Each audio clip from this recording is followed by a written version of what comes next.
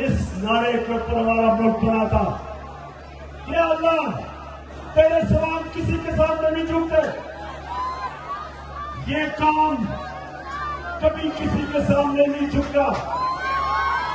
और ये जो हमारे पर मुसल्लत किया, ये हमें अमेरिका की गुलामी कराना चाहते। और हम सब स्वाइला के किसी की गुलामी नहीं करते। इंशाअल्लाह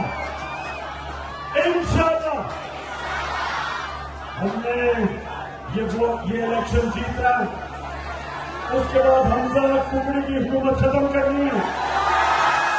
उसके बाद इलेक्शन करवाना है और इलेक्शन करवा के इस मुल्क के अंदर वो एक हकीकी आजादी जीतनी है जो बदकिस्मती से हमें सिवाय थोड़े से सालों के हकीकी आजादी नहीं मिली।